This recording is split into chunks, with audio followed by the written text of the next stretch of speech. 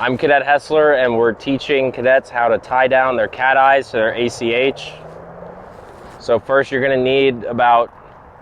12 inches of paracord or 550 cord. You're going to fold it in half, and then taking this side,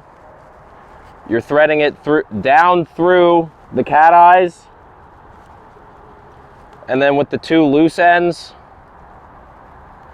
you're threading it through the loop and then cinching it down until it's tight.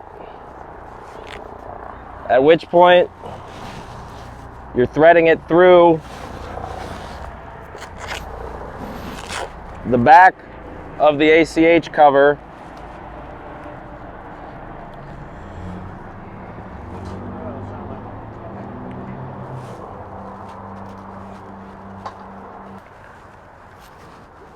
and then once it's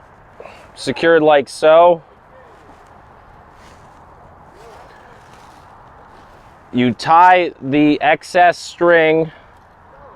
to the retaining system of your ACH, and then at which point you take a lighter to burn down the frayed ends of the 550 cord, and then you can put your cover back on, tape down, and then you'll be good to go.